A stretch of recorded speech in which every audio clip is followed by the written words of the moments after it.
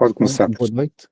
Boa noite e, mais uma vez, agradeço o convite para estar aqui presente e a simpatia com que me receberam, o professor Álvaro Campelo e o professor Vítor Oliveira Jorge. Ah, hum,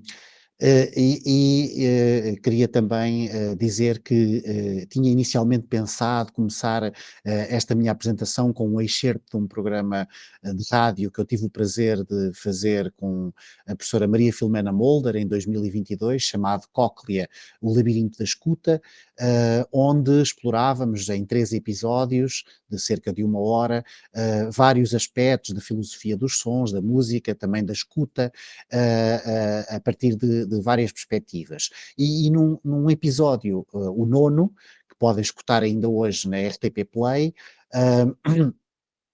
que se chamava À Escuta da Literatura, nós iniciávamos precisamente com a leitura de um excerto destes capítulos, o capítulo 55 e 56, do quarto livro das aventuras do Pantagruel, do François de Rabelais, e que falava precisamente do episódio que dá o mote à minha apresentação de hoje. Eu tomei umas notas e vou segui-las para facilitar também e controlar um bocadinho aqui o meu tempo. Então, em meados do século XVI, François Rabelais publicou esse quarto livro das aventuras de Pantagruel, onde o herói e os seus companheiros continuam as suas aventuras a bordo do Talamés, que era o nome da embarcação, em busca da divina garrafa Bacbuc, e onde, ao navegarem os mares glaciais do mundo hiperbóreo, se deparam com um fenómeno extraordinário, misterioso e aparentemente inaudito. Os tripulantes começam a ouvir sons enigmáticos, vozes, meias palavras, depois gritos e estertores obscuros, até mesmo ruídos metálicos e aquilo que pareciam ser relinchos animalescos. Depois de uma breve hesitação e do impulso para fugir de alguns tripulantes, nomeadamente do burlesco Panurge, Pantagruel considera algumas hipóteses filosóficas e mitológicas para explicar aquele fenómeno, mas é o piloto do navio que conhece a melhor explicação. Tratar-se-ia dos sons de uma batalha ocorrida no inverno anterior, que ficaram congelados devido às baixas temperaturas daqueles mares glaciais e que, com o fim do inverno e a subida das temperaturas, voltaram a derreter e a soar como antes da sua congelação. Portanto, os tripulantes ouviam, e cito agora o próprio Rabelais na tradução de Manuel de Freitas, as palavras e os gritos dos homens e das mulheres, os choques das massas, as pancadas dos arneses, das bardas, os relinchos dos cavalos e todos os outros tumultos do combate. Esse combate, o próximo exatamente, entre os arimaspos ou arimaspianos, povo mítico de guerreiros da Sítia, na Ásia Central, que aparentemente teriam apenas um olho, seriam cíclopes, e os nefelibatas, povo que habitava as nuvens, seria também, como nos dizem os editores críticos, uma referência às histórias de Heródoto e à história natural de Plínio, que de alguma maneira já se lhes teriam referido. Mas aqui talvez ele apareça, este episódio e este combate, mais num sentido simbólico, o de uma espécie de combate entre o céu e a terra, entre o mundo abstrato das ideias e dos significados, dos conceitos, e o mundo concreto e sensível dos sons e das palavras ditas e ouvidas. Há inúmeras interpretações na história posterior da exegese do episódio e o próprio Rabelais dá pistas para tantos outros sentidos filosóficos e literários possíveis, com as suas menções a Platão e Aristóteles, a Homero, Antífanes e a Orfeu. Porém, trago aqui este episódio sobretudo pela interpretação mais chã, mecânica e literal, o nível, aliás, em que ficaram os companheiros de viagem de Pantagruel, e que o piloto verbaliza, mas que se revela também aqui ser o nível mais fantástico e encantador. A hipótese inverosímil de os sons ficarem congelados no tempo, para mais tarde descongelar e assim poderem ser de novo ouvidos. É, aliás, o próprio Rabelais, no próximo slide, quem puxa também por esse lado, já está, por esse lado mais material e sensível dos sons, que derretem nas mãos dos tripulantes ou deslizam pelo convés e são traduzidos pelo autor como onomatopeias e outras palavras bárbaras que, segundo explicam, eram vocábulos de embate e relinchos dos cavalos no momento do choque, tambores e pífaros, clarins e trombetas, mas também palavras picantes, palavras sangrentas, palavras horríficas, desagradáveis à vista. In, is, tic, turra, bradebim, bradebac, fre, fre, fre, bu, bu, trac, trac, trac, trac, enfim, etc. Para os leitores já nascidos no século XX, não é difícil pensar de imediato nas experiências da poesia futurista de Filippo Tommaso Marinetti, ou nos poemas Dada de Kurt Schwitters, ou ainda outras expressões letristas e de poesia sonora posteriores. Mas o mais surpreendente é que tinha havido, já antes desta fantástica efabulação de Rabelais, músicos e poetas a recorrer a onomatopeias para restituir a paisagem sonora de um burgo ou de uma batalha, por exemplo, da Batalha de Marignano ou de Marignan, ocorrida em 1515, onde se defrontaram o exército francês de François I, Francisco I de França, claro, e os seus aliados venezianos contra as tropas suíças que defendiam o Ducado de Milão e que fora a inspiração direta de uma canção polifónica do compositor francês Clément Janquin, intitulada La Guerre, também conhecida por Bataille de Marignan, e composta para celebrar a vitória daquele rei francês, mas só dada a escutar pela primeira vez em 1528. Ora, o que tem de interessante essa canção é o facto de não serem cantadas apenas palavras, mas inúmeras onomatopeias que pretendiam imitar os sons da batalha, tal como os do episódio de Rabelais.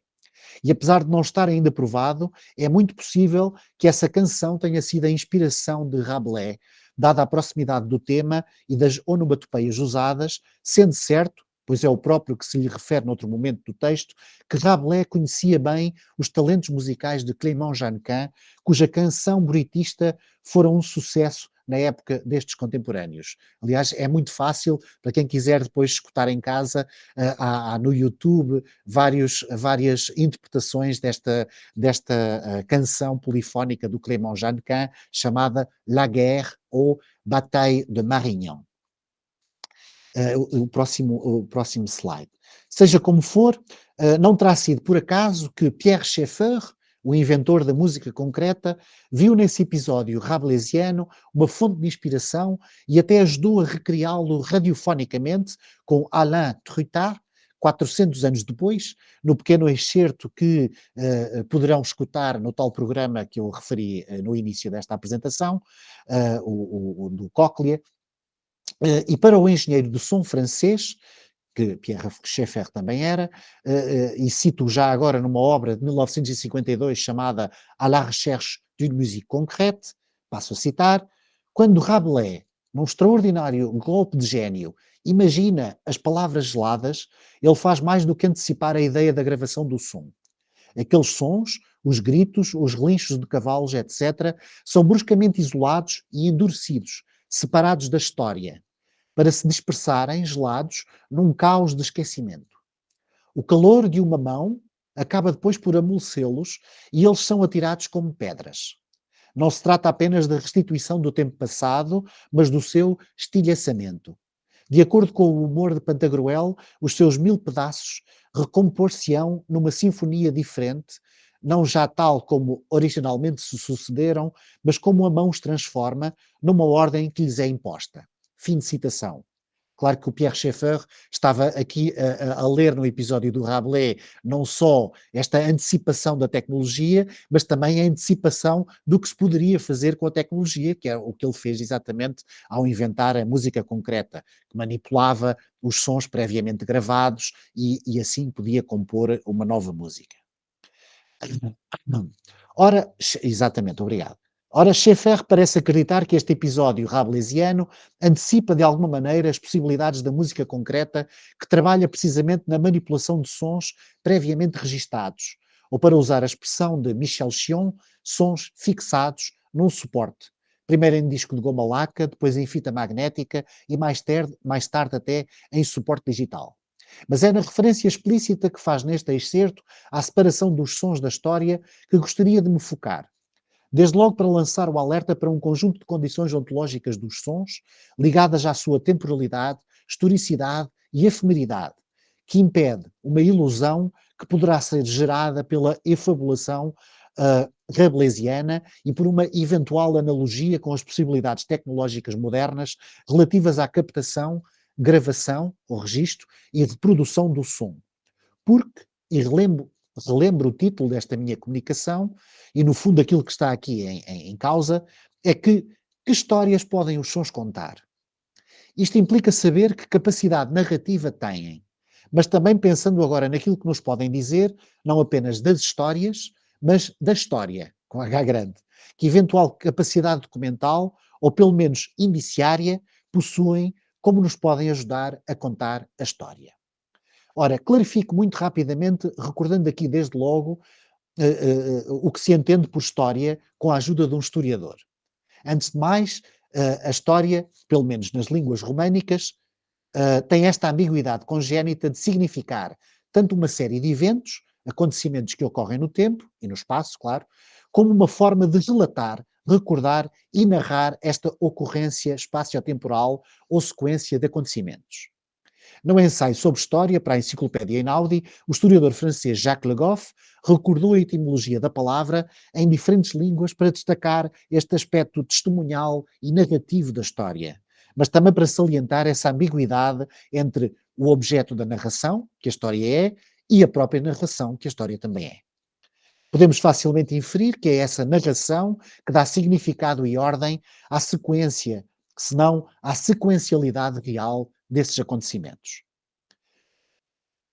Será, portanto, preciso primeiro perguntar o que são os sons, para depois saber qual a sua relação com a história e com o histórico.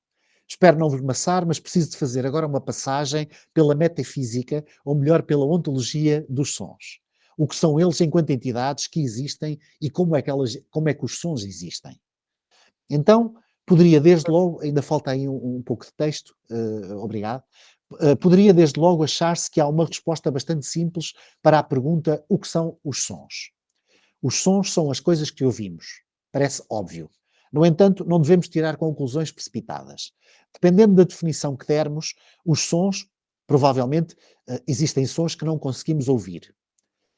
Todos conhecem os infrassons e os ultrassons, que são geralmente considerados sons abaixo de 20 Hz ou acima de 20 kHz, que normalmente não conseguimos ouvir, embora alguns animais o possam. Isto significa simplesmente que existem fenómenos que estão fora do alcance da percepção auditiva da maioria dos seres humanos. Portanto, os sons devem ser coisas, vamos usar esta categoria vaga por enquanto, coisas que têm uma existência objetiva e pública, independente da nossa experiência auditiva subjetiva. A ciência dar-nos-á uma resposta direta, que os sons são ondas, ou mais rigorosamente, vibrações. Vibrações que se propagam através de ondas. Talvez isto ajude. Mas os metafísicos precisam de identificar a categoria ontológica em que essas vibrações podem encaixar-se. Quando falo em categorias, estou a falar de coisas como essências, substâncias, particulares, propriedades, estados de coisas, processos ou acontecimentos. São tudo categorias da ontologia contemporânea.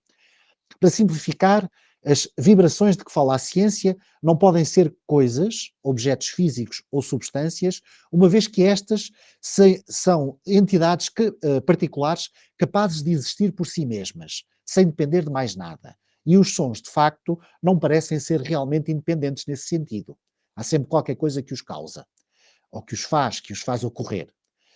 Um parênteses para denunciar que no episódio rabelesiano se materializam os sons de um modo que levaria a crer que eles são efetivamente conjuntos de propriedades independentes e que se sustentam por si só. De outro modo, como poderiam eles ser congelados? Mas claro que isto tem que ver com a liberdade poética e o poder da imaginação de Rabelais, que, apesar de tudo, como vimos, sugere outras especulações. Mas voltemos então à ontologia contemporânea dos sons para dizer que eles também não são propriedades, nem meras qualidades dos particulares, ou seja, não são propriedades das coisas, no sentido em que seriam qualidades secundárias, atributos sensíveis, o som de um carro, o som de um violino, o som de um cão. É claro que todos nós dizemos tais coisas na linguagem cotidiana, pois estamos acostumados a pensar nos sons como produzidos por fontes sonoras. Assim, quando ouvimos algo, imediatamente perguntamos de onde veio esse som, o que o produziu, e só nos sentimos seguros quando descobrimos as fontes. Foi precisamente o que aconteceu no episódio contado por Rabelais. E, efetivamente, a audição é um recurso evolutivo de que fomos dotados, uma forma de encontrar o nosso lugar e as nossas conexões com o ambiente, com aquilo que nos rodeia, além de nos proteger de perigos e de agressores. Seja como for, o carro não tem um som. Não há um som do carro. O carro não emite som a menos que o motor esteja a funcionar. Ou seja, a menos que ocorra uma série de interações mecânicas entre peças como pistões, válvulas e correias, e a combustão rápida e de alta pressão das misturas de combustível que, ao interagir com o ar nos cilindros, cria ondas sonoras à medida que os gases pressurizados são expelidos pelo cano de escape. Portanto, parece que não é o carro que tem essa propriedade de emitir som, mas os acontecimentos dentro do carro, com o seu ambiente, que produzem aquilo que ouvimos.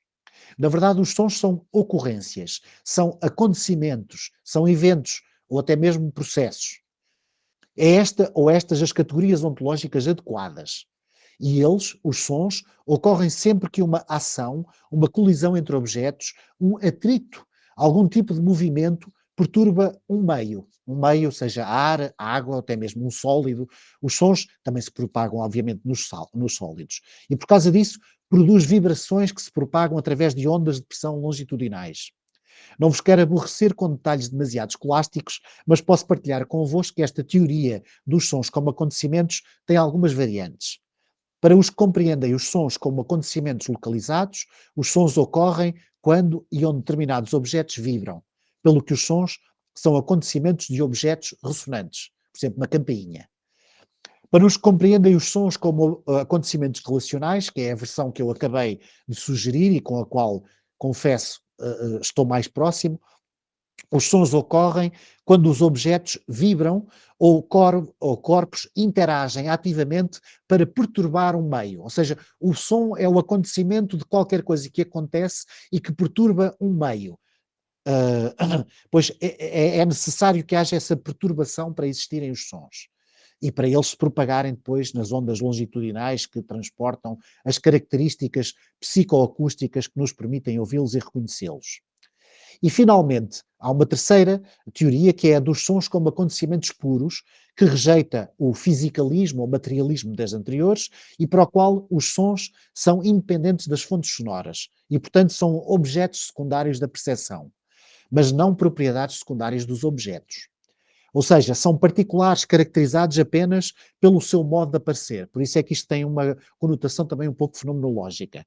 E é a teoria de um filósofo inglês que faleceu há poucos anos, chamado Roger Scruton, que tem muitos livros sobre a filosofia da música, e que aqui parece estar a querer fundar uma espécie de realismo, mas com uma tonalidade fenomenológica que se inspira, desculpem, num certo sentido, na perspectiva acusmática de Pierre Schaeffer, relativamente aos objetos sonoros da música concreta. Ou seja, para o Roger Scruton, para percebermos estes sons e para percebermos a música em geral, basta uma perspectiva acusmática, o que significa que nós não precisamos de estar perante as fontes sonoras. Basta estarmos a escutar. Aquilo que nós estamos a escutar é aquilo que nos interessa, e é isso é que são os sons, são esses objetos secundários da percepção. Em todo o caso, esta teoria dos sons como acontecimentos, entidades que ocorrem no espaço e no tempo, é muito esclarecedora sobre a natureza dos sons e destaca uma das suas principais características, a sua constituição temporal. Porque, na verdade, os sons emergem no fluxo temporal, persistem ou perduram por algum tempo, podem evoluir e transformar-se, mas eventualmente desaparecem. E quando desaparecem, desaparecem para sempre. De facto, os sons nunca se repetem, são efêmeros, são únicos e irrepetíveis. Por exemplo, podemos ter a impressão de que um som se repete quando ouvimos uma gravação de um som, que pode ser reproduzido inúmeras vezes. Pode até soar muito semelhante, dando a impressão de que é o mesmo som aquele que ouvimos todas as vezes. Mas, na verdade, não é o mesmo som que estamos a ouvir. Isto segundo esta teoria ontológica que eu acabei de descrever. É uma iteração semelhante de um composto de características psicoacústicas, seja altura, volume, timbre, se considerarmos as características convencionais dos sons tonais ou dos sons que são usados na música, ou um composto de características morfológicas, agora já seguindo a teoria do Pierre Schaeffer, como a massa, o perfil dinâmico, o timbre harmónico, granulação, porta, etc. São uma série de categorias que ele descreve no seu Traité des objets musicaux. Ou seja, o que eu estou a dizer é que quando nós ouvimos um som que foi gravado e que o voltamos a ouvir todas as vezes que repetimos aquela gravação, nós não estamos a ouvir o mesmo som. Estamos a ouvir um conjunto de propriedades psicoacústicas que nós reconhecemos como o mesmo som. Mas de cada vez que reproduzimos aquele som, há um som que é gerado novamente. Ele tem aquelas características e para nós, para a nossa percepção, nós interpretamos-lo sempre como sendo o mesmo som. Pronto, é um preciosismo, se calhar, ontológico, mas acho que é importante para aquilo que eu estou a dizer, que é o facto dos sons serem efêmeros, eles acontecerem e durarem algum tempo, eventualmente transformarem-se e depois desaparecerem para todo o sempre. Isto, se calhar, tem implicações até para a possibilidade de fazer história a partir desta ideia dos sons e para aquilo que os sons podem contar ou não. Gostaria, pois, de fazer notar que o que aparece no episódio das palavras geladas não é exatamente esta ideia de sons como acontecimentos que são captados, como na gravação de sons, que todos conhecemos desde o fonógrafo, e em que eles, ou melhor, uh, uh, imagens sonoras desses acontecimentos, o que é gravado no fonógrafo ou na tecnologia de gravação que temos hoje, não são os sons não são captados. O que é captado são imagens dos sons, da mesma maneira que a fotografia não capta os objetos que fotografa, mas imagens visuais daqueles objetos ou daquela paisagem. E aqui também o que é captado é uma imagem sonora dos sons, digamos assim. Não é de facto, por isso, a captação do som que acontece realmente, mas das imagens. No texto do Rabelais, os sons são capturados como coisas, pelo frio, são criogenizados, para usar um termo técnico, como se ficassem suspensos, fora da história, como dizia Pierre Schaeffer, e depois libertados à medida que se derretem os flocos de gelo, para voltarem a soar, ou melhor, para continuarem a soar. Sublinho um aspecto que eu apontei há pouco. Um fonógrafo, um gravador de som, em fita magnética ou hoje digital, não capta propriamente os sons entendidos como acontecimentos. Capta imagens sonoras ou sonorizáveis desses sons, desses acontecimentos. Um pouco como uma fotografia capta uma imagem visual impressa pela luz ou codificada digitalmente. Por isso é que eu digo que quando ouvimos a reprodução do som, não voltamos a ouvir o som que ocorreu. Esse ocorreu uma vez e nunca mais volta. Ouvimos um conjunto de características psicoacústicas que nos permitem identificá-lo, nomeá-lo, reconhecê-lo nas subsequentes iterações de reprodução do som ou dos sons. De cada vez que são reproduzidos, há uma gênese de novos sons com características tão semelhantes às do original, pelo menos vistos ou ouvidos da perspectiva da ferramenta que captou o som, do microfone. Porque o som é uma coisa que nós podemos, obviamente, percepcionar de várias perspectivas. E quando nós colocamos um microfone, é daquela perspectiva do microfone que ele é captado. E não da outra pessoa que está do outro lado da sala, por exemplo, que já percebe coisas diferentes. Então, esta característica é muito interessante, pois que essas reproduções nos colocam em contacto com aquilo que foi, com aquilo que ocorreu, com vestígios ou espectros daqueles acontecimentos sonoros. Mas não se trata de alucinações, obviamente, trata-se de pistas, de índices materiais de um passado que nos permitem reconstruir o que aconteceu. Eu aqui quase que me faz lembrar a paradigma indiciário do Carlo Ginzburg, também em relação à microhistória, não é? Podemos usar estes vestígios do passado quase para compreender melhor aquilo que ocorreu e, eventualmente, compreender um panorama geral. Bom, mas isto agora foi uma pequena digressão. É também isso que significa dizer que os sons têm uma constituição temporal. É o facto de eles serem históricos. E aqui históricos significa, por um lado, que pertencem à sequência ou múltiplas sequências dos acontecimentos e processos no mundo, mas também, por outro, que pertence ao caráter dos sons poderem fazer parte de uma narração. A sua historicidade não está apenas ligada ao facto da sua existência no espaço e no tempo, mas também, e provavelmente mais importante, à sua capacidade de apresentar um relato narrativo da sua existência. Isto acontece com cada um dos sons. O som conta a sua própria história. Aliás, nós obrigamos-lo a contar a história de cada vez que perguntamos que som é este? De onde é que ele veio? O que é isto? Qual é que é a origem? O que é que provocou este som? Muito bem. Então, as primeiras perguntas que nos ocorrem quando nós ouvimos o som, precisamente como eu agora estava a dizer, é o que foi isto, o que produziu este som, de onde é que ele vem? Isto significa que procuramos desde logo as causas do som, as suas fontes sonoras. Por isso, a tal confusão referida há pouco sobre a atribuição dos sons às suas fontes, como se eles fossem propriedades delas.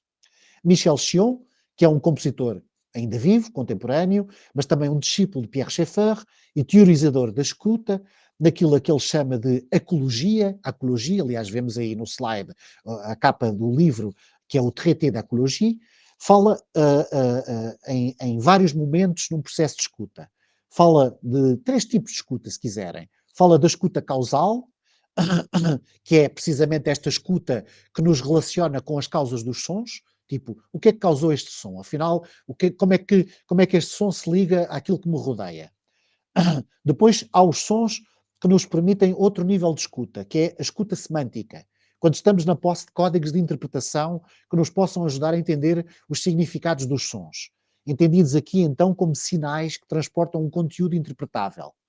Pensamos aqui sobretudo em sons articulados por vozes, usados como linguagem verbal, sons musicais que podem ter a sua gramática, melódica, tonal, harmónica, rítmica, ou outros sons também articulados como linguagens.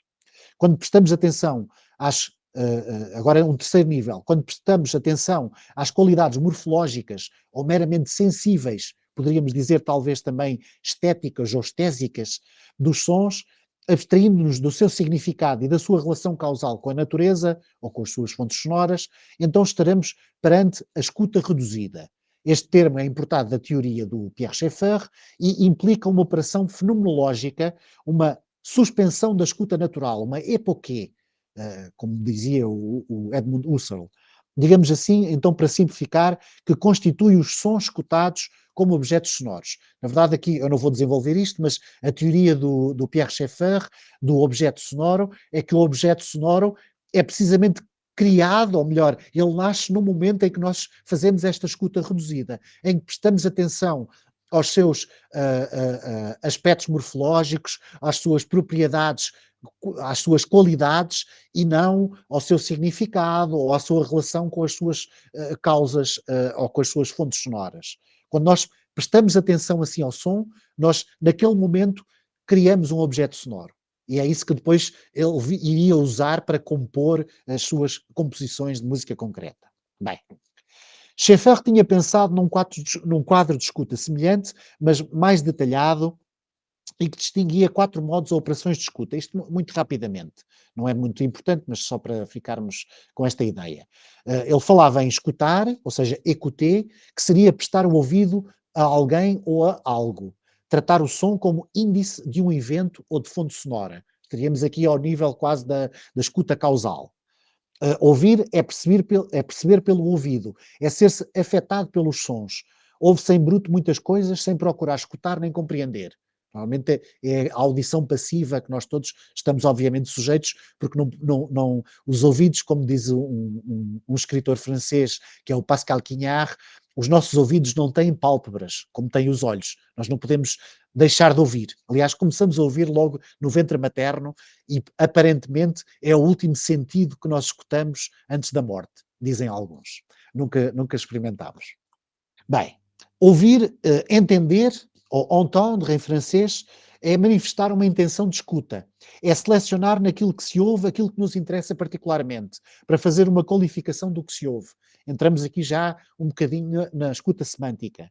Compreender é captar mesmo o sentido, os seus valores, tratando o som como um sinal que envia esse sentido, em função da linguagem de um código. Aqui sim, como plenamente esta escuta semântica de que falava também o Michel Chion. Bem, agora é o próximo slide. Tudo isto pode ser entendido, desde logo, ao abrigo de uma distinção bastante comum entre audição e escuta. Ouvir e escutar. No famoso artigo da Enciclopédia Einaudi, outro, outro volume, publicado em 1976, em colaboração com o psicanalista Roland Havas, o filósofo e semiólogo francês Roland Barthes começava precisamente por fazer essa distinção relativamente comum. Dizia ele, ouvir, entendre, é um fenómeno fisiológico. Escutar, écouter, é um ato psicológico. Ou seja, usamos o termo ouvir quando estamos a pensar na mera sensação auditiva, passiva e, de certa maneira, inevitável, já que não podemos deixar de ouvir, como dizia há pouco. Por outro lado, a escuta é uma atividade e já não uma mera passividade ou uma simples afetação do ouvido que só pode ser definida pelo seu objeto ou propósito. A escuta exige um processo de cognição e interpretação daquilo que escuta e a que se dirige. O semiólogo dava então alguns exemplos de tipos de escuta que se definem pelos diferentes níveis de interpretação do meio sonoro e dos sinais acústicos. Alerta, quando a escuta procura sobretudo índices; decifração, quando a escuta se dedica a distinguir os signos; e finalmente uma terceira escuta orientada já não para os signos, mas para os sujeitos, num espaço intersubjetivo entre os que escutam e os que querem ser escutados, orientado por uma espécie de significância geral que não é concebível sem a determinação do inconsciente, individual e coletivo, acrescento eu.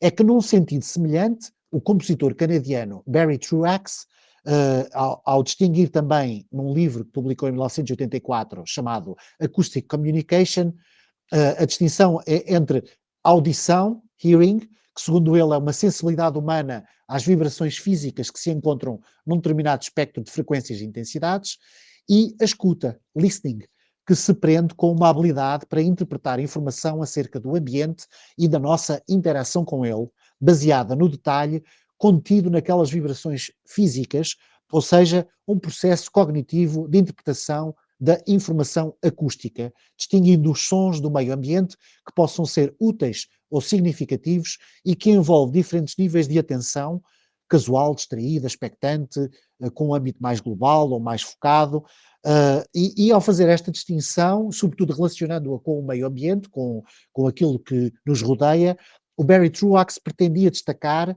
o aspecto contextual da escuta.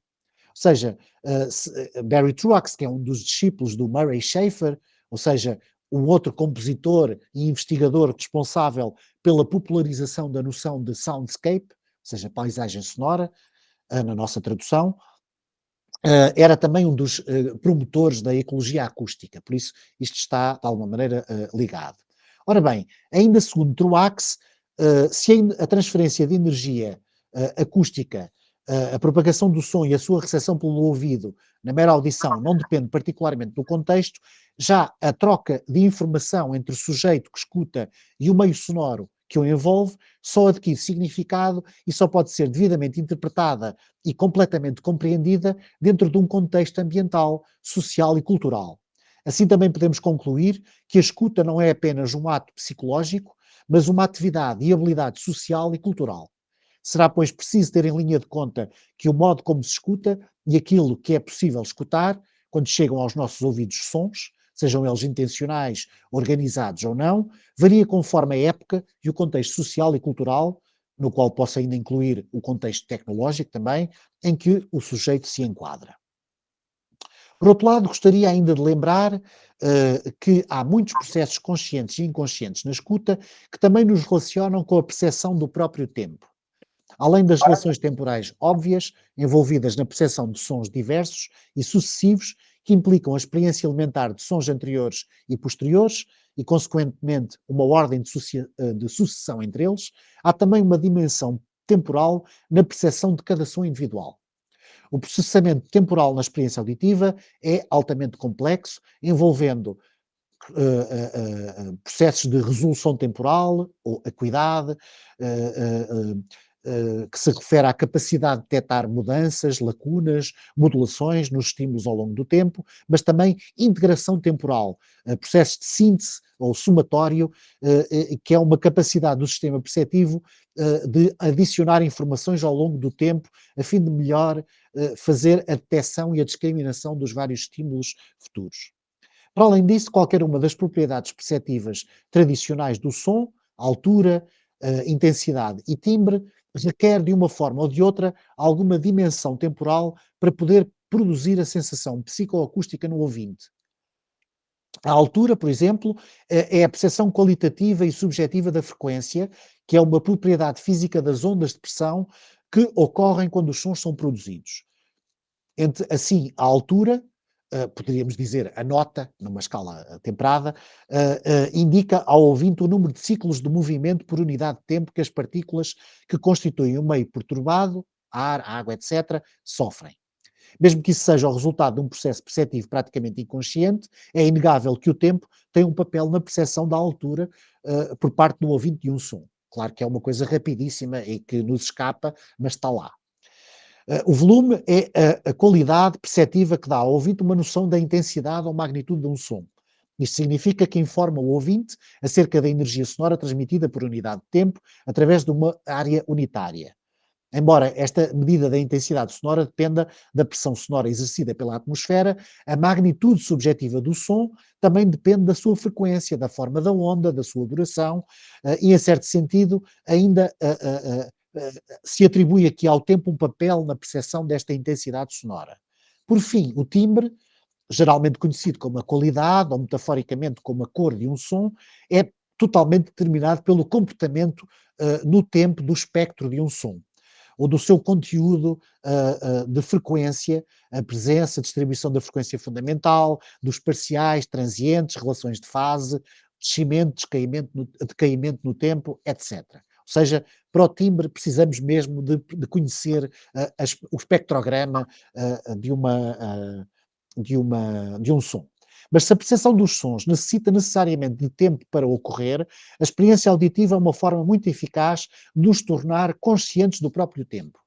Uma vez que não possuímos um sentido específico adequado à percepção do tempo, é comumente aceito que nos tornamos conscientes dele e o experimentamos através da percepção de outras coisas, particularmente acontecimentos, mudanças nos estados de coisas, mas também na percepção das relações de não simultaneidade, movimento, variação, ordem entre os objetos. Os sons são, portanto, excepcionalmente adequados para a experiência do tempo, não apenas pela sua natureza temporal, que eu já descrevi, mas também devido às suas propriedades perceptivas e à forma como a percepção dessas qualidades afeta estética e emocionalmente o observador. Através da percepção da duração, do timbre, da variação espectral, harmónica, até mesmo das propriedades de volume e altura dos sons, como acabámos de ver, o ouvinte é afetado de uma forma particular que é, sem dúvida, cognitivamente significativa. Ah, mas também estética e emocionalmente significativa, de uma forma que transforma a experiência do tempo na medida em que tinge e singulariza momentos ou períodos específicos. Basta pensar como a nossa percepção do tempo muda durante a experiência da música, dos ritmos, da declamação da poesia ou na recitação de discursos na rádio, por exemplo. Certamente a música e a percepção da linguagem verbal são casos particularmente interessantes de experiência auditiva com um caráter perceptivamente distinto da unidade, integração e inteligibilidade, e o que as torna notavelmente adequados para a experiência temporal. A conhecida análise de Husserl sobre, estou a falar do filósofo alemão do início do século XX, sobre a consciência interna do tempo, durante a experiência auditiva de uma melodia, mostrava-nos já na época que, embora apenas percebamos as notas momento a momento, quando estamos a escutar um excerto de música, temos a capacidade de reter os momentos que passam continuamente de uma forma que nos permite juntá-los e assim unificá-los numa melodia completa. Isto é possível devido a uma composição tripartida da consciência, segundo Husserl, composta por impressões primárias, as experiências vivas e reais que ocupam o agora momentâneo, as retenções, que são uma espécie de adumbrações ou memórias primárias, ainda não memórias comuns de fases tonais anteriores, e protensões, ou seja, contrapartes orientadas para o futuro destas retenções, são antecipações do que vamos ouvir, em qualquer momento dado. Tornam o ouvinte consciente do fluxo do tempo, mas suspendendo-o num fluxo auditivo contínuo e unificado de sons musicais. Curiosamente, mas de forma bastante significativa, Husserl usou o exemplo de uma experiência auditiva que não envolve a percepção da música, mas a percepção de um evento sonoro mundano, a aproximação de uma diligência com o uso de um instrumento de som, de modo a explicar como nos tornamos conscientes da experiência temporal, dando assim uma ideia de como a percepção do acontecimento auditivo nos ajuda a perceber o próprio tempo. No entanto, o aspecto mais marcante da experiência temporal através da percepção dos sons não é o facto de nos tornarmos conscientes da passagem do tempo entre um passado, um presente e um futuro, mas sim que ela assume um caráter fenomenológico concreto e significativo que pouco tem que ver com um tempo cronológico abstrato. A experiência dos sons altera a consciência do tempo, expandindo-o ou comprimindo-o, associando-o a sentimentos, ideias e, claro, memórias, tornando-o psicologicamente rico e significativo. Além disso, a experiência enriquecida e matizada de instantes, momentos, acontecimentos e períodos pelo som, contribui para a nossa autoconsciência, a nossa identidade, na medida em que nos ajuda a construir uma representação temporal, um complexo de narrativas, uma história da nossa experiência de vida também. Isto pode ser consciente, mas também subliminar, uma vez que os fenómenos auditivos muitas vezes permeiam a nossa experiência de maneiras das quais não estamos particularmente conscientes, até fazermos algum tipo de exercício reflexivo sobre acontecimentos passados ou até que outra experiência auditiva semelhante desencadeie sentimentos, pensamentos ou memórias pessoais que foram acompanhados por eventos sonoros. Vou agora falar então de paisagens sonoras e da sua relação com a temporalidade e com a historicidade. Dissemos que os sons são entidades temporais que ocorrem num determinado momento, duram mais ou menos tempo e desaparecem para sempre. Podemos então dizer, conscientes de um compromisso ontológico que isso acarreta e das consequências epistemológicas que aí advêm, que os sons são acontecimentos contingentes, mais ou menos duradouros, mas efêmeros e irrepetíveis. Mas também devemos acrescentar que eles não existem isoladamente, resultando do encontro entre corpos, do seu movimento, da sua vibração e, sobretudo, da perturbação de um meio que os torna audíveis. Por um lado, os sons não se ouvem no vácuo e, por outro, tudo o que se move soa. Num certo sentido, como tudo na natureza está em constante mudança, movimento ou transformação, de uma maneira ou de outra, existe continuamente uma espécie de fluxo sónico, múltiplo e polifónico. Isto significa que devemos sempre falar de uma multiplicidade de sons, da sua interação com o meio e da rede ressonante que estabelecem entre os corpos que os produzem, que os refletem ou absorvem e que por eles são afetados. Ou seja, isto é tudo um ecossistema sonoro. Cada som permite contar muitas histórias, mas como elas existem neste ecossistema sonoro, essas histórias formam uma teia de histórias interligadas e, portanto, há uma história sonora do mundo, seja ele natural, seja ele humano, que é um conjunto de histórias dessas teias, uma tapeçaria vibrante de paisagens sonoras. Quando Murray Schafer, o compositor canadiano, introduziu a noção de soundscape no discurso académico, definiu-a como qualquer campo de estudo acústico, uma definição vaga e abrangente que foi imediatamente seguida de alguns exemplos. Uma composição musical, um programa de rádio, um ambiente acústico, etc. Exemplos que não reduziram, antes confirmaram a polissemia da expressão. Explicava logo depois, e estou a falar agora da obra que popularizou a noção, a afinação do mundo, ou The Tuning of the World, que e agora cito, se pode isolar um ambiente acústico como campo de estudo, do mesmo modo que se estuda uma determinada paisagem. O compositor canadiano denunciava assim a relação óbvia com a palavra landscape, a paisagem que a expressão inglesa importou de alguma maneira da noção flamenga de Landschaft. Era a expressão que se usava para descrever uma paisagem. De onde deriva, aliás, etimologicamente a palavra inglesa. Ou seja, já no século XVII se usava esta expressão para designar um género de pintura, uma imagem pictórica emoldurada que representava uma perspectiva sobre uma área da Terra ou uma vista de uma região ou de um país.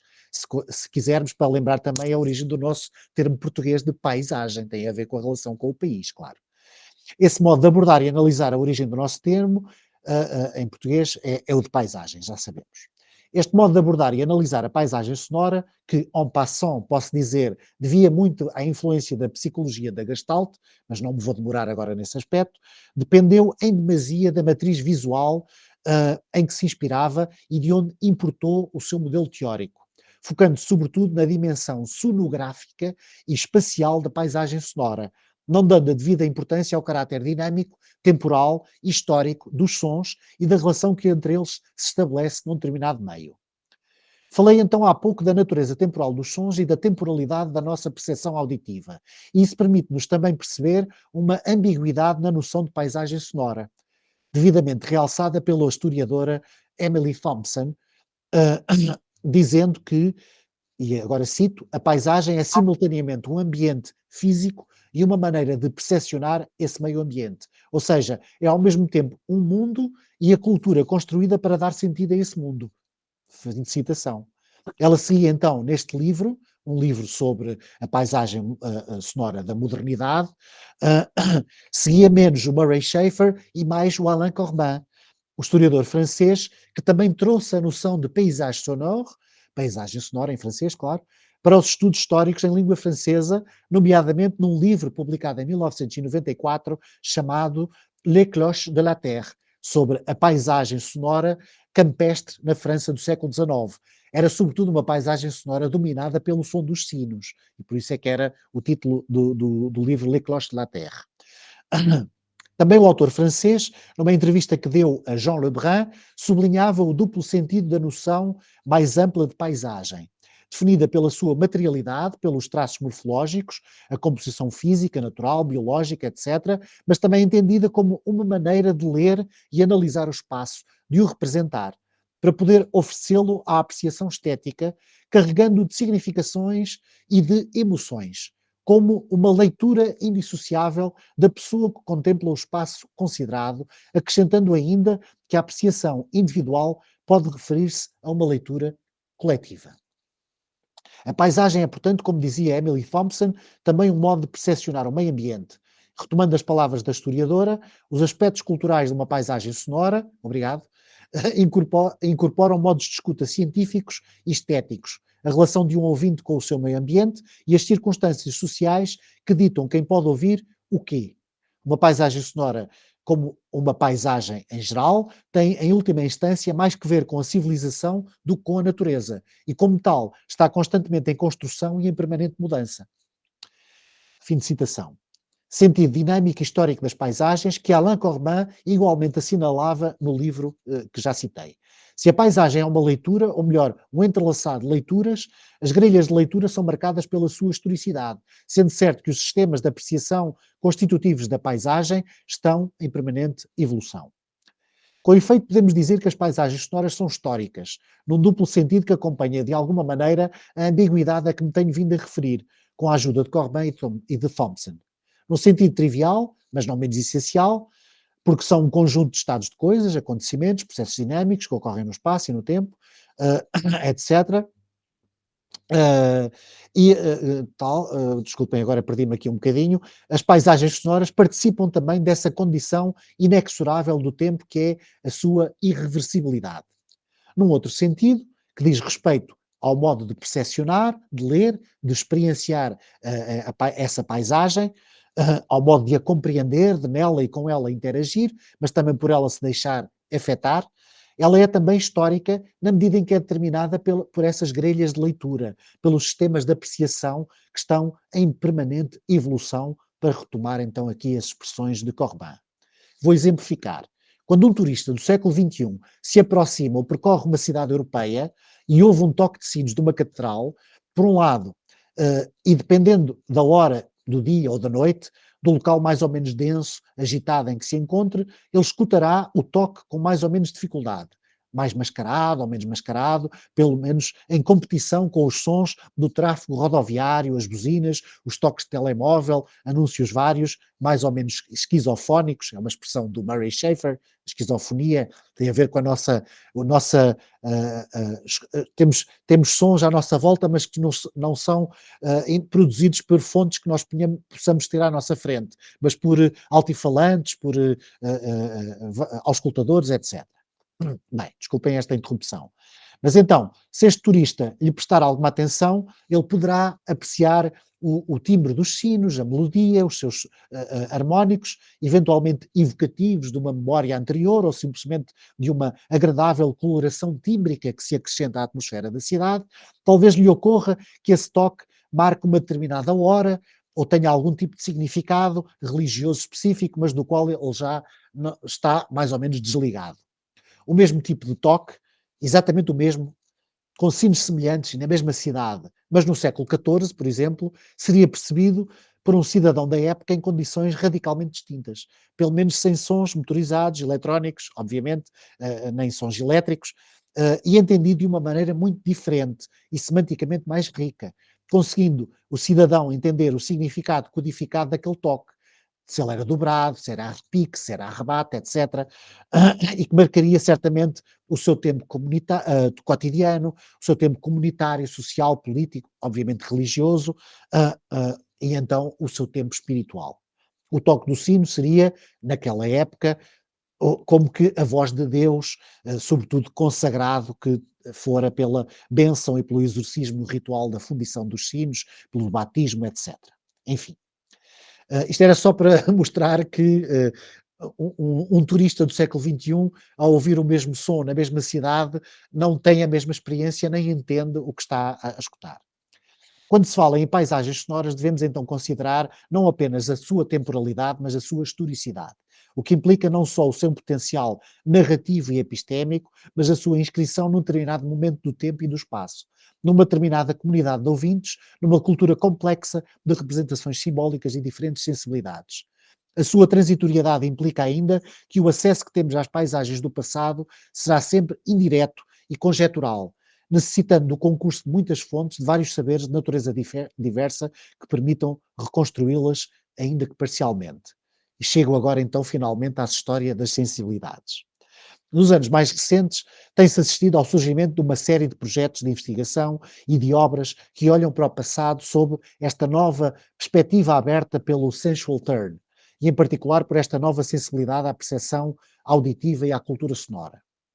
O aparecimento das paisagens sonoras nos estudos históricos surge, pelo menos em França, no contexto de uma tradição historiográfica que teve como um dos seus polos determinantes a famosa École des Annales, representada em particular por Lucien Febvre, também por Marc Bloch, claro, mas o Lucien Febvre marcou não só uma história das mentalidades, que ele antecipou nessa obra que podem já ver, que é Le problème de l'incroyance au XVIe siècle, la religion de Rabelais, por coincidência, também tem a ver com o Rabelais, mas não tinha a ver, obviamente, com este episódio, nem com a questão do som.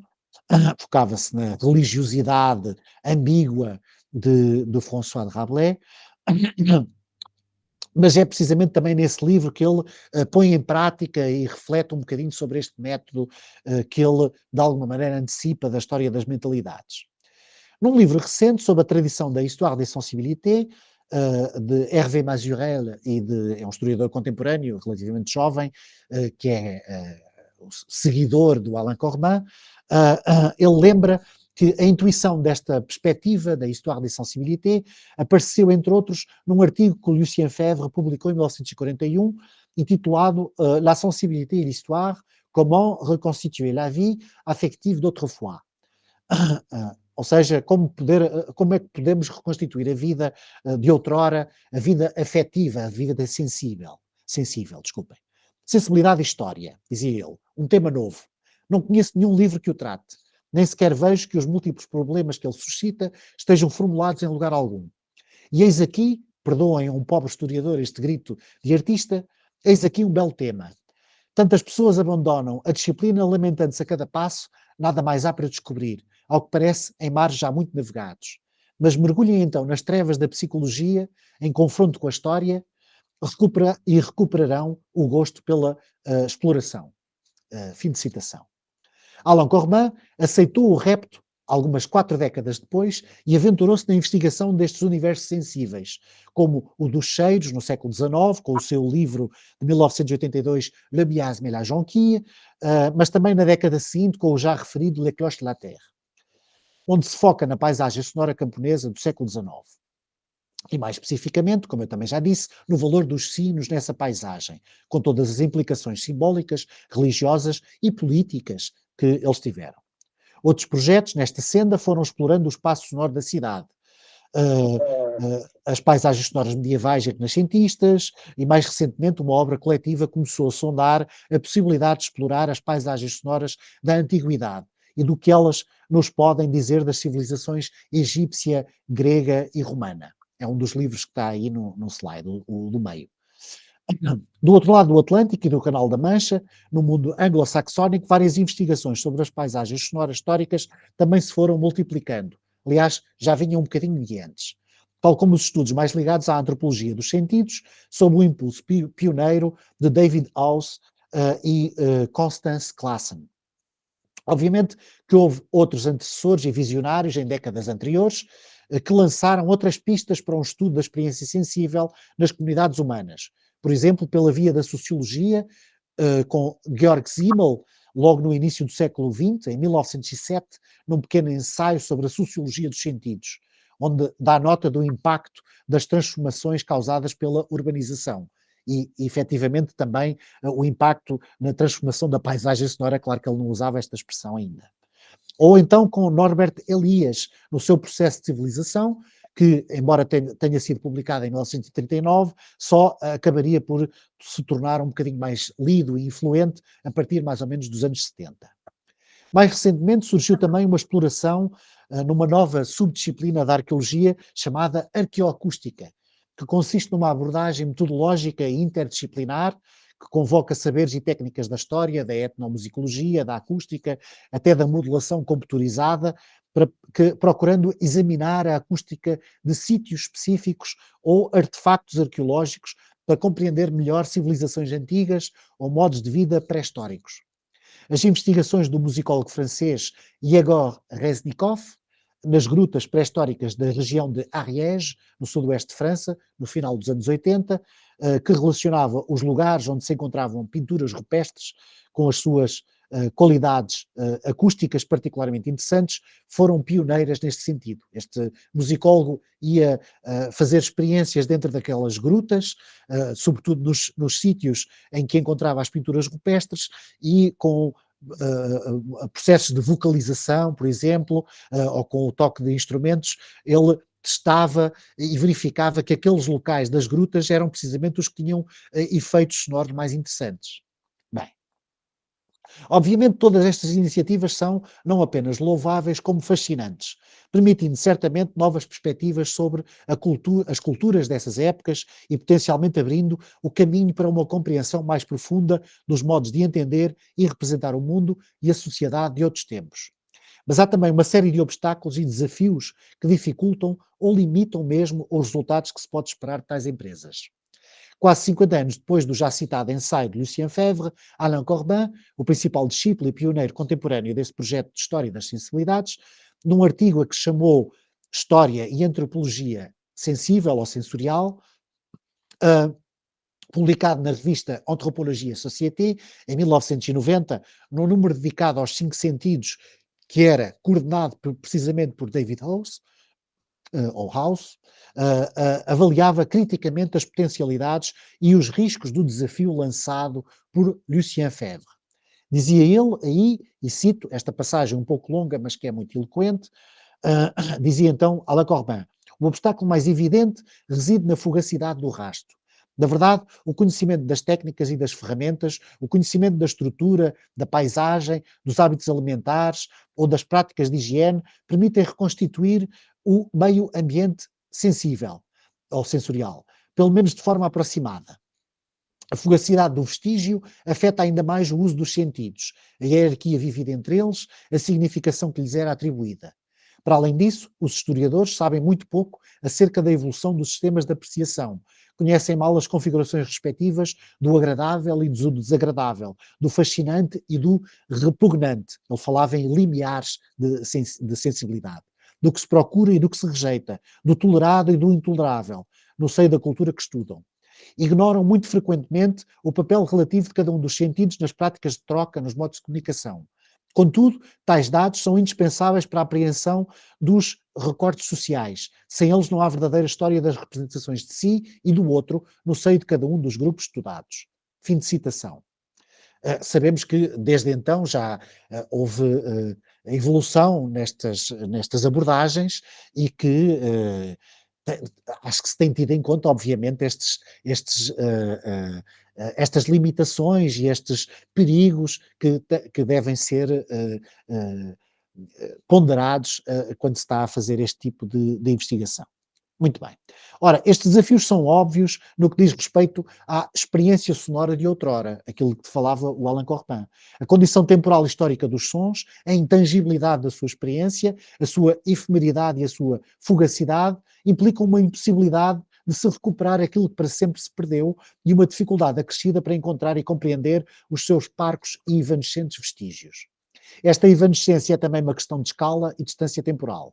Quanto mais distantes estivermos do tempo estudado, mais raros os traços, e quanto mais longe estivermos das fontes, mais difícil será interpretá-las. É uma evidência. Acontece com o som como acontece com outras coisas. Mas alguns acharam que o conceito de paisagem sonora poderia eventualmente dar uma resposta ao dilema da efemeridade, parecendo oferecer um meio de materializar os sons, as suas interrelações e a sua circulação, na medida em que prometeria uma espécie de estrutura objetiva de um meio, o espaço sonoro, que se poderia construir. Ora, como já foi dito e repetido, há uma dimensão subjetiva ou intersubjetiva, se quisermos, inescapável em toda a paisagem, visto que é uma maneira de perceber e representar. É uma experiência ou conjunto de experiências que se torna possível apenas numa determinada configuração ou sistema de apreciações que é constitutivo dessa própria paisagem. Temos de recorrer a e confiar muitas vezes em fontes indiretas que são não só subjetivas, como estão cheias de preconceitos, os quais dizem respeito a sistemas de apreciação e de compreensão do mundo de uma determinada época e de um determinado lugar. Por isso, é sempre de forma enviesada que elas nos chegam. Para além disso, nós próprios estamos sujeitos a cair nos anacronismos e distorções provocados pela nossa perspectiva distanciada e pelo facto de termos grelhas de leitura muito distintas. Não só a noção de paisagem sonora é muito recente, como a própria intuição de que há um universo sonoro que podemos abstrair epistemologicamente das outras modalidades perceptivas e no qual os sons antropofónicos, ou seja, de origem humana, biofónicos, de origem natural, ou geofónicos, de origem inorgânica, se quiserem, ou meteorológica, fazem todos parte de uma mesma totalidade sonora. É algo a que provavelmente só tivemos acesso a partir do momento em que houve a possibilidade de captar, registar e reproduzir ou transmitir o som. Se calhar isto agora é um bocadinho mais polémico, mas depois podemos conversar. A cosmatização sistemática da experiência sonora, isto é, e isto é ainda uma hipótese fundada numa intuição que precisará de ser aprofundada, revelou-nos um universo exclusivamente sonoro. Pensamos na experiência da rádio, por exemplo, ou de um registro fonográfico. Todas as vibrações sonoras captadas pelo microfone ficam registadas ou são transmitidas. Antes desta experiência acusmática tecnológica, o que se podia experienciar eram sons que partilhavam connosco o espaço e o tempo e que tinham um significado específico e concreto.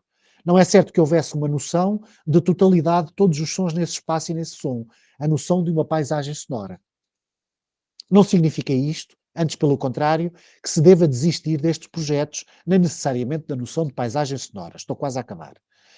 Ou de outra que revisite o seu sentido, mas que exprime, em todo o caso, esta relação tão especial que temos com o universo dos sons e que dê conta das relações de ordem social, comunitária, política, estética, ou, para resumir numa palavra, cultural, que estabelecemos também à volta dos sons e das experiências que dele fazemos. Significa, sim, que é preciso estarmos conscientes dos limites impostos pelo caráter histórico das paisagens sonoras e atentos aos perigos e tentações que estas abordagens e conceitos sedutores podem suscitar.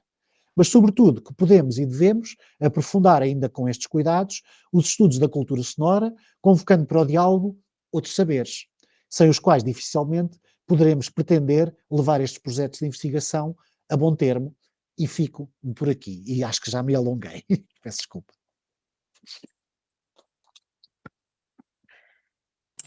Excepcionalmente interessante, não é? A intervenção a que acabamos de assistir.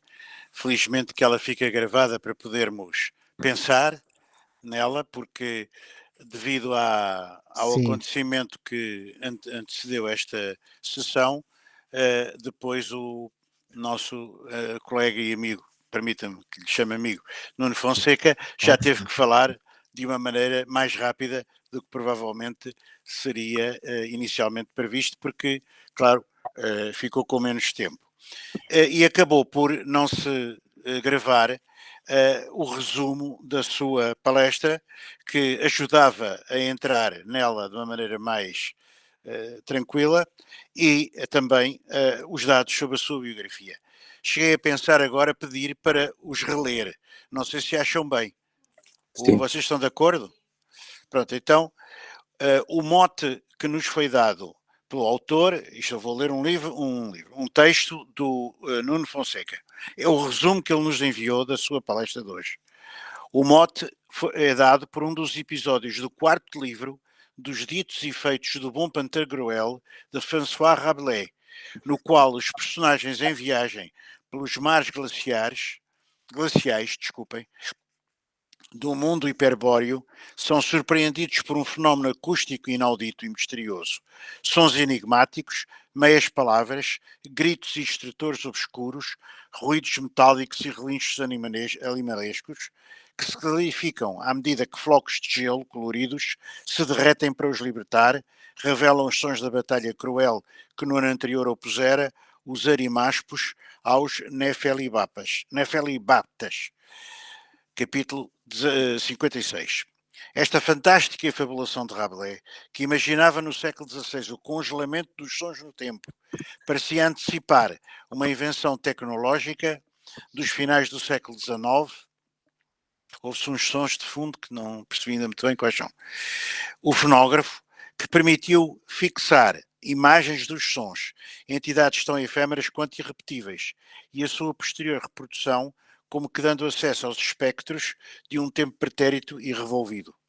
No século XX, o historiador Lucien Febvre teve a intuição de uma história que pudesse não só reconstituir a evolução das mentalidades, mas das sensibilidades de outrora, inspirando décadas depois aquilo a que se tem chamado, em França, com o impulso dos trabalhos de Alain Corbin e de outros historiadores, Histoire des sensibilités, História das sensibilidades, reunindo aí a ambição de perceber a experiência sensível e emocional de outras épocas, numa abordagem que se cruza muitas vezes com aquilo a que também se pode chamar antropologia sensorial ou dos sentidos, com os contributos anglófonos de David House e Constance Classen, entre muitos outros.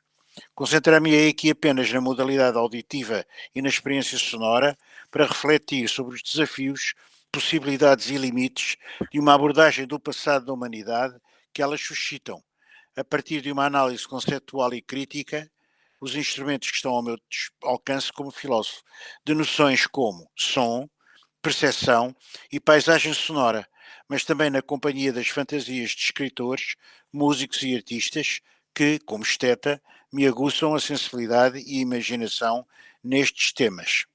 Nuno Fonseca é investigador associado do Instituto de Filosofia da Universidade Nova de Lisboa e coordenou, entre 2019 e 2025, o grupo de Estética e Filosofia da Arte do Culture Lab e investiga vários tópicos da estética e filosofia da arte, de experiência, conceitos e valores estéticos, tanto no contexto das artes como no espaço urbano e do cotidiano.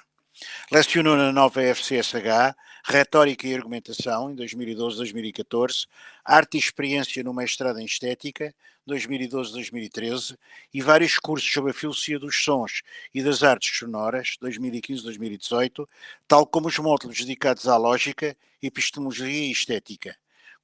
Co-lecionou o licenciado em Direito e em Filosofia, a licenciatura talvez, em 1998 e em Filosofia 2004 pela Universidade de Coimbra, concluiu no ano 2012 o doutoramento em Filosofia, Epistemologia e Filosofia do Conhecimento na nova FCSH, trabalhando sobre questões de representação e de percepção. Portanto, concluí, agora terão certamente algumas pessoas o interesse em pôr questões ou levantar algum problema sobre a multiplicidade infinita de assuntos que foi tratada. Peço desculpa. Se calhar. Está aberto o debate, então, a quem queira colocar questões ao professor Nuno Fonseca, estejam à vontade. Se colocar questões. Eu gostava de dizer só meia dúzia de coisas. Primeiro tentei tirar uma quantidade de apontamentos, mas era difícil porque de facto foi muito rápido, pelo motivo que já referimos. Eu sou um arqueólogo da pré-história que me interessei muito para a antropologia e sou muito sensível à variedade incrível da experiência humana. Por exemplo, o professor Descola, do Colégio de França, agora já aposentado, diz-nos uma coisa muito interessante sobre os povos que estudou na zona da Amazónia, no norte da Amazónia. que são um grupo de jívaros, mas esqueço-me agora o nome exato Achoar. os Achuar, peço desculpa. E dizia-nos uma coisa muito interessante, eles têm aqueles jardins ou hortas que cultivam no meio da floresta, não é? Em zonas que primeiro são queimadas e onde a própria potassa das cinzas vai, portanto, novamente dar como que um adubo natural ao solo, e as mulheres é que tratam desses jardins e os miúdos vão atrás delas, as crianças pequenas. E essas crianças pequenas conseguem já distinguir uma variedade incrível de sons de pássaros naquele ambiente. Portanto, elas estão numa paisagem sonora ou num ecossistema sonoro ou acústico extraordinariamente rico, que nós perdemos e onde eles se encontram e que são fundamentais até para a sua sobrevivência, porque evidentemente o interpretar quaisquer sinais sonoros ou até de outra natureza, um ramo partido, uma pegada, qualquer outra coisa, é essencial para a sobrevivência do ser humano num ambiente hostil, não é? Isso é muito interessante.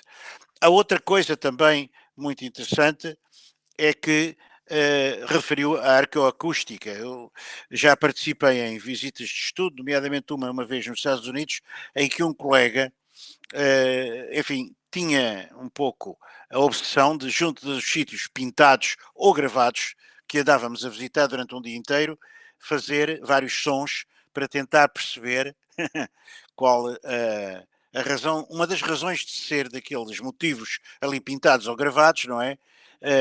Relativamente aos sons que ele produzia.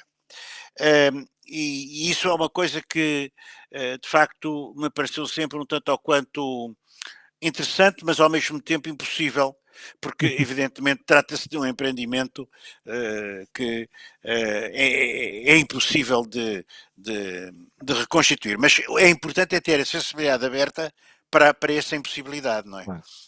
Claro.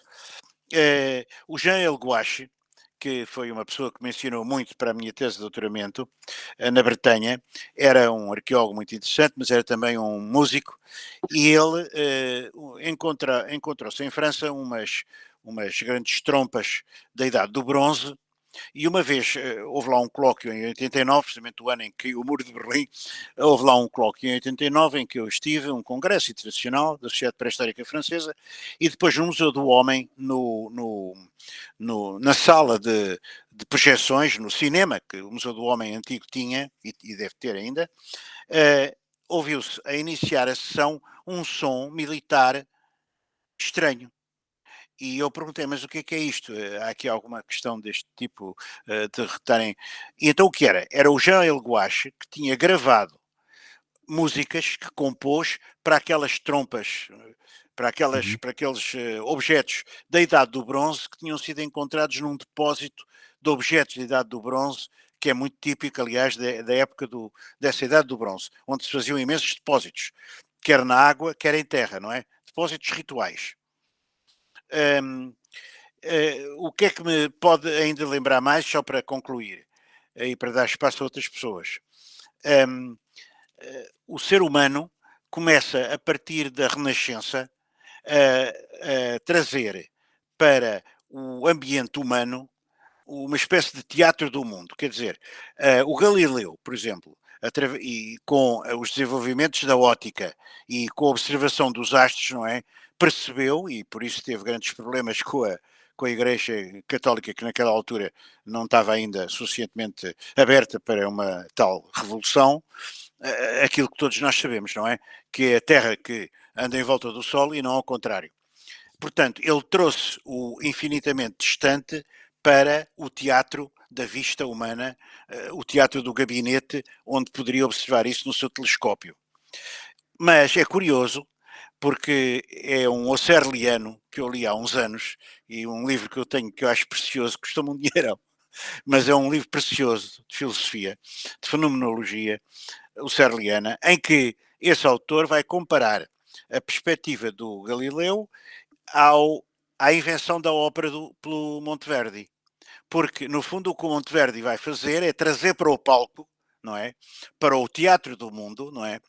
Uma variedade enorme de atos, gestos, música, palavras, sons, quer dizer, vai tentar nesse microespaço, não é? Também trazer para o pé do ser humano, quer dizer, o ser humano começa digamos, a trazer o longínquo ou o inacessível, ou o que antes estava povoado de mitos ou de interpretações erróneas para, para, para junto de si. Não é? Portanto, há realmente toda uma história da sensibilidade e da subjetividade humana. Sou muito sensível a isso, mas creio que, claro, por mais esforços que se façam, por mais há toda uma arqueologia desse tipo também, não é? Por exemplo, o Christopher Tilley tem tem vários livros em que ele fala disso, não é? Às vezes nós arqueólogos até tendemos a pensar que essas pessoas que andam à volta dos sítios arqueológicos a tentar ver quais são as sonoridades de cada local são um bocado preguiçosos porque nós trabalhamos no duro, não é? E eles andam lá a fazer uns sons para ver que umas coisas que não são fáceis de mensurar nem muito menos de reconstituir. Ou seja, eu penso que tudo isto é extraordinariamente produtivo. Nós abrimos a nossa sensibilidade a quê? À nossa ignorância. Porque nós nunca conseguiremos, na nossa vida, não é?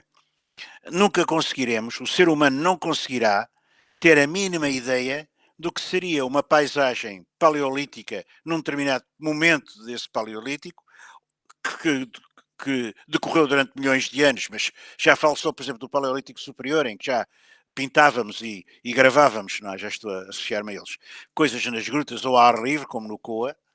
O que é que estava por detrás disso? Nós sabemos que não estava nada de gratuito, nem de estético no sentido atual, nem de entretenimento, nem de ocupação de tempos livres, mas sim de marcação de um território, não é? Que nós não sabemos qual era. Portanto, de facto, nós aqui, e o Nuno Fonseca exprimiu isso de uma maneira magnífica, somos postos perante a nossa limitação. É impossível. Mas por mais que queiramos, agora, o que não é impossível é o querer, não é? É irmos até ao limite da falésia, onde essa falésia se abre de uma maneira abismal para o abismo da nossa definitiva historicidade e da nossa definitiva inclusão num espaço-tempo muito limitado, onde nunca poderemos, evidentemente, saltar para fora dele. Peço desculpa de ter sido tão longo. Obrigado, eu é que Filipe. agradeço a sua desculpa, só para agradecer a intervenção e todas essas informações que eu também vou registar aqui e vou procurar saber mais. E queria só fazer, se puder, dois pequenos comentários muito curtos.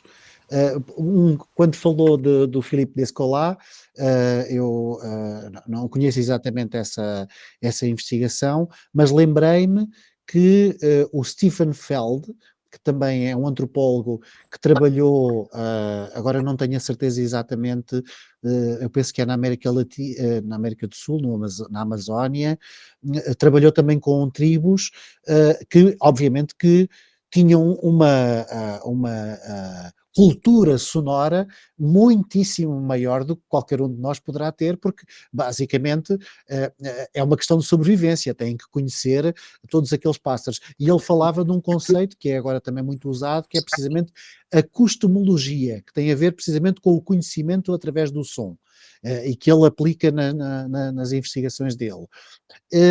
E depois, gostei também da referência que fez, essa reflexão que fez sobre a modernidade e como se tentou trazer primeiro o mundo visual para o teatro do mundo, depois também através dos outros sentidos, e eu comecei aqui a pensar que é também do século XVII que aparecem algumas destas invenções, ou às vezes especulações, por exemplo, o Atanasius Kircher, que se dedicou muito a explorar e a fabular um bocadinho sobre este universo sonoro e sobre máquinas que nos poderiam explicar o que eram ecos, o que eram reverberações, fez uma série de experiências, mas também foi nesse século ainda que se descobriu o primeiro microfone, que se fizeram as primeiras experiências para saber amplificar o som, tal como o microscópio, também o microfone é uma amplificação.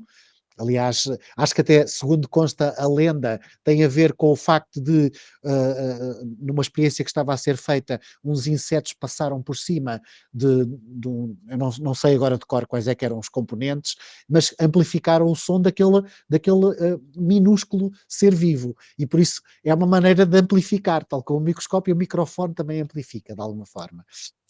E pronto, e só queria fazer estes 2 comentários e agradecer-lhe a sua intervenção. Muito obrigado. Temos aqui um pedido de participação, força. Então, boa noite a todos. Muito obrigada, professor Vitor, por ter feito este convite via mail. E eu sou uma doutora italiana, sou antropologa, sou cantora di jazz e pesquisadora na área da música. Nesta altura estou em Portugal a tirar o meu segundo doutoramento na Faculdade de Belas Artes sobre a questão da performance e a minha tese vai ser sobre o poder da voz e tem uma vertente também, de um lado, sobre o objeto sonoro. E vou juntando duas coisas, entra uma pesquisa antropológica, religiosa, é tudo, é um mundo assim grande que isso não vai acabando numa só pesquisa, essa é a pesquisa de uma vida, eu acho, de que é que como nós vai desenvolver este tipo de abordagem e de trabalho sobre o som. Toda a nossa vida é um som. Eu acho que também a questão do silêncio, vista do ponto de vista estético, estamos a falar mesmo de som. A nossa vida é um som, o batido do coração é um som, o nosso respiro é um som. Nunca vamos ter mais um silêncio que seja um silêncio total, assim como dizia Cage. E mais sobre a questão, eu tinha a focar a minha intervenção sobre a questão do objeto sonoro. E gosto muito, muito, muito, muito, o professor Nuno Fonseca, deste trabalho. E se calhar vou contatar o professor no âmbito da minha tese, eu gostava muito. E sobre a questão, appunto, do objeto sonoro, é a música que está mais, o som está mais alienado respeito do contexto, não é? E a questão do objeto sonoro não chega só com o Pierre Schaeffer, com a música concreta, porque temos exemplos de tudo isto antes da música concreta. Penso a Vivaldi, penso a Wagner, a Stravinsky, onde que acontece que chega o ruído a ser música. O ruído, o Satie, a máquina para escrever. E mesmo como é que nós utilizamos o som tirado do nosso contexto e chega na nossa música, que pode ser uma música escrita, uma música seguida, uma música teatral. E nós temos uma exigência antropológica de fazer isso, porque tudo é som, tudo é voz de um som, é som de uma voz. Não sei como dizer, acho que você consegue perceber, também que eu não falo muito bem português, mas você percebe aquilo que entendo dizer. E por isso, sobre esta questão da alienação do som no sentido do objeto sonoro, que eu vou ver um parasito da alienação do homem depois da segunda revolução industrial. O nosso corpo é o primeiro objeto que produz som, que faz som, e que diventa uma matéria de som. Assim como o professor foi escrever e dizer que tudo aquilo que consegue mover-se ressona, não é? Então, muito obrigada e pronto, vamos à frente desta pesquisa e se depois eu posso contatar o professor, eu gostaria muito de ter o seu mail e peço ao professor Vitor se pode no meu mail. Você tem o meu mail, lembra-se, contact@luanatallarita.com, você pode enviar o mail do professor e eu queria contatá-lo. Muito bem. Obrigada, muito obrigada. Você é uma das pessoas que está a seguir o meu curso lá do Zizek? Sim, ma de vez em quando, sendo que depois agora estou não. muito desenvolvida lá na universidade, tenho as aulas, é um pouco complicado. Mas vamos ver. Era só para saber onde ia encontrar o seu e-mail. Sim, é sobre a questão, sim. Ok. Obrigada. Muito obrigado também pelas suas palavras. E pode enviar-me um e-mail, à vontade. Obrigado. Eu gostava também só de dar uma pequena participação. Isso próprio, não é? Quando eu trabalho com lendas, por exemplo, a paisagem sonora das lendas, não é? que aparecem sons que sou antropólogo, a questão cultural dos sons, que certos sons são familiares e certos são estranhos, e como quando contam as lendas as pessoas, e as situam, precisamente no ambiente noturno, a particularidade que tem ao descrever os sons que ouvem, não é? Desde o som de caminhar na floresta, desde os personagens que não se veem, mas que se manifestam através do som, dão toda uma hierarquia entre o bem e o mal, e entre o próximo e o distante, que faz uma espécie de uma paisagem de personalidades através do som, que é muito interessante. Uma vez com meus alunos fiz uma experiência que foi gravar, em antropologia urbana, gravar vários sons da cidade do Porto e depois, numa sala escura, passar estes sons, não é? E, de facto, a maior parte dos alunos identificavam, não sabiam que tinham sido gravados os sons, não é? Mas identificavam os lugares, porque haviam certas paisagens, desde o Mercado do Bolhão, desde a Ribeira, desde determinado tipo de sítio familiares, não é? Faziam parte da paisagem sonora, e esses sons gravados eram familiares e causaram certa emoção o reconhecimento deles, não é? Que é interessante. Uma outra questão tem a ver com o próprio tema da conferência, história, não é? História e o som. Uma vez vi um documentário sobre uma comunidade norte-americana que por sorte encontrou uns rolos, uns cilindros de cera onde tinham sido gravados canções dos seus antepassados, não é? No século XIX foram lá gravados logo nos primeiros momentos da gravação de sons, e eles no século XXI tiveram acesso a músicas e a cantigas que foram gravados no século XIX. E a partir desses sons, a partir desses cilindros, conseguiram reconstituir a sua língua que tinha desaparecido, não é? E o que é extraordinário, como é que uma gravação, não é? Eu vinha que dizia, não se repete, o som não se repete várias vezes, não é? Mas como é que aquela proximidade, ao ouvir a voz dos seus antepassados, não é? A proximidade e o afeto, a sensibilidade, a antropologia da sensibilidade e as emoções, não só ir reconstituir, porque o som já não era aquele, não é? Como bem disse, mas o certo é que sentir uma proximidade com o passado que presenciou, tornou-se presente e deu-lhes possibilidade de reconstituírem uma língua que já não falavam.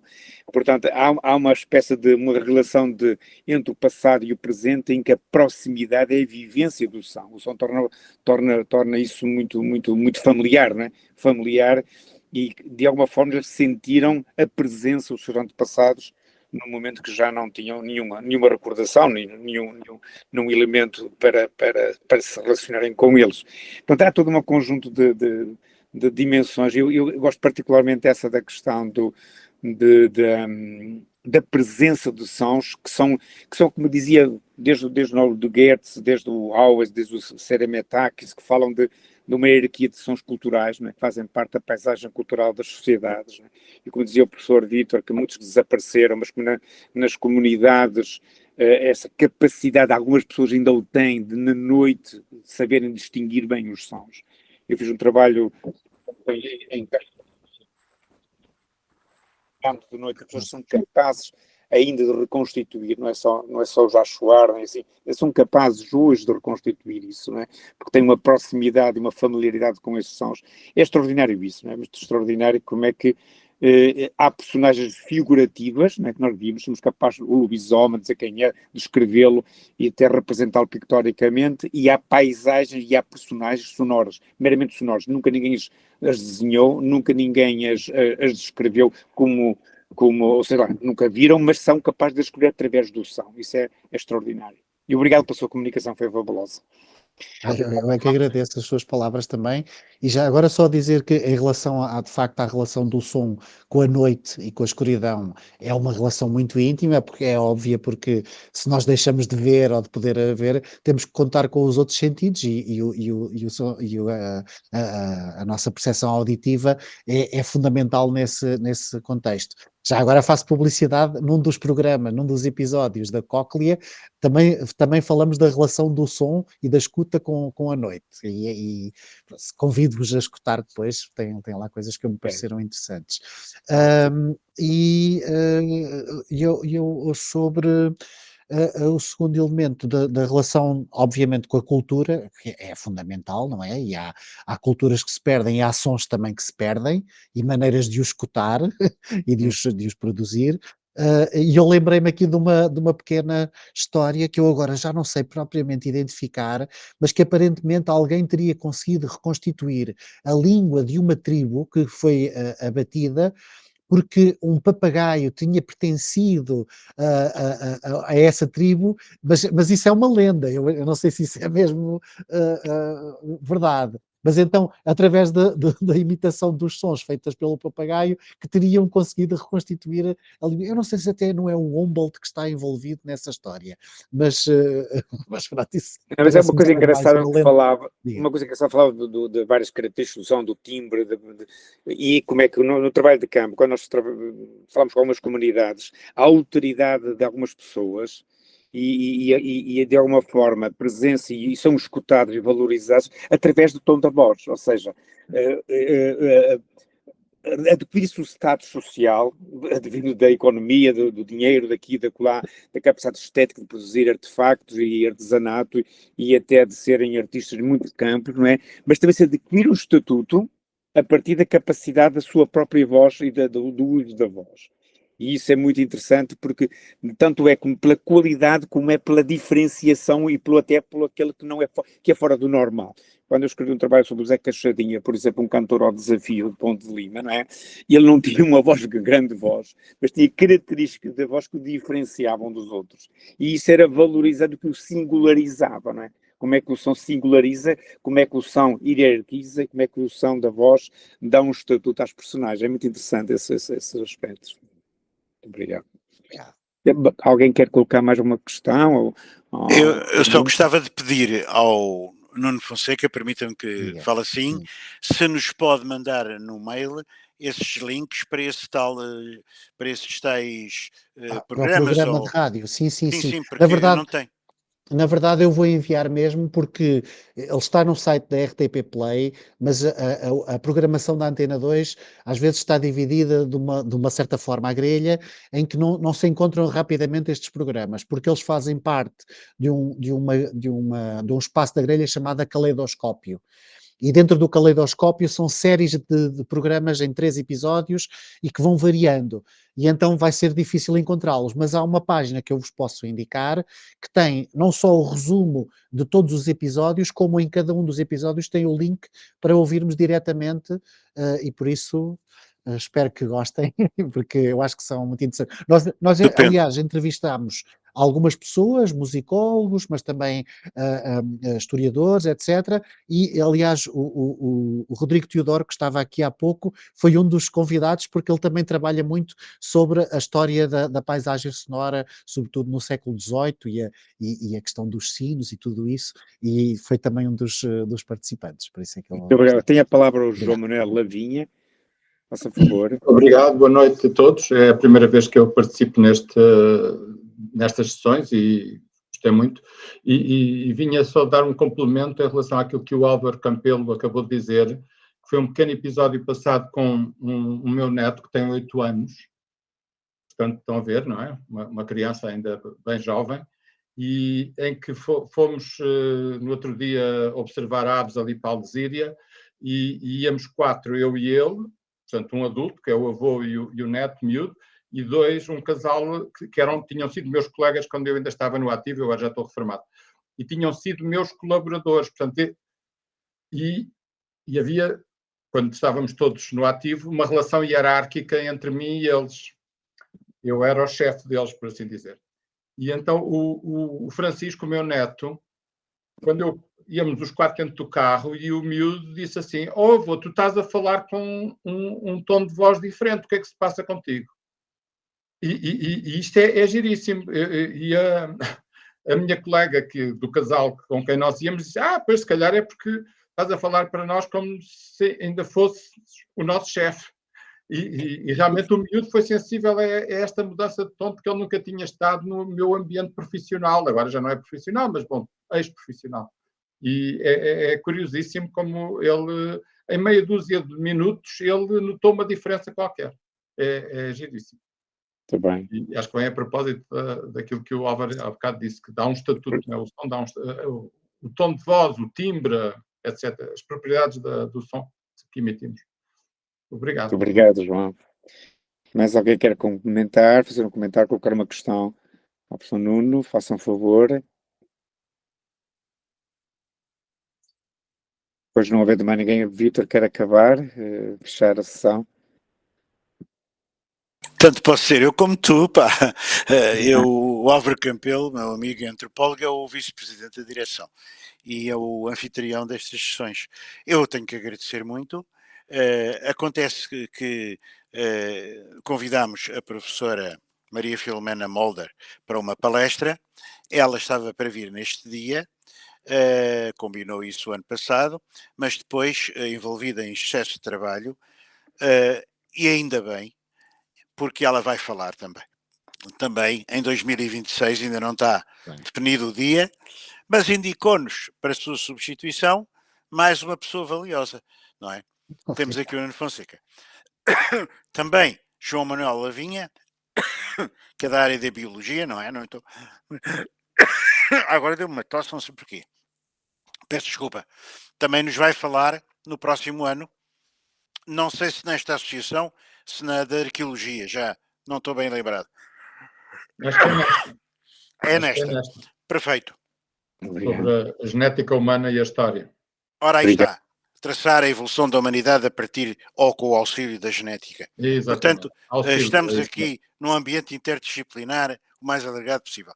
Tenho que agradecer também, em nome da associação, e enfim, o Álvaro já o fez, desculpe-me, a sua preciosa palestra, porque muitas vezes as pessoas vêm fazer as palestras e têm medo de cansar, ou têm medo, ou têm sono, ou estão muito cansados também, e evitam